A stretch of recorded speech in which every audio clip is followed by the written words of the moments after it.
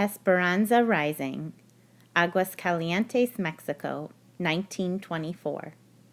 "Our land is alive, Esperanza," said Papa, taking her small hand as they walked through the gentle slopes of the vineyard. Leafy green vines draped the arbors, and the grapes were ready to drop. Esperanza was 6 years old and loved to walk with her Papa through the winding rows, gazing up at him and watching his eyes dance with love for the land. "This whole valley breathes and lives," he said, sweeping his arm toward the distant mountains that guarded them. "It gives us the grapes, and then they welcome us." He gently touched a wild tendril that reached into the row, as if it had been waiting to shake his hand. He picked up a handful of earth and studied it. "Did you know that when you lie down on the land, you can feel it breathe? That you can feel its heart beating?" "Papi, I want to feel it," she said. "Come." They walked to the end of the row, where the incline of the land formed a grassy swell. Papa lay down on his stomach and looked up at her, patting the ground next to him.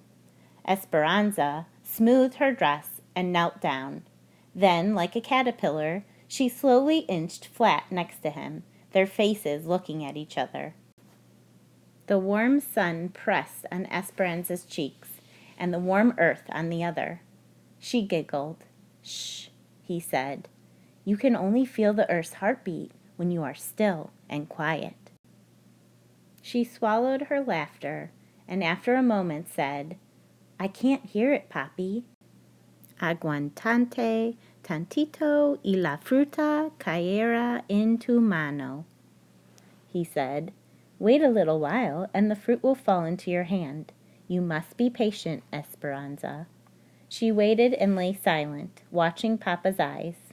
And then she felt it, softly at first, a gentle thumping, then stronger, a resounding thud, thud, thud against her body.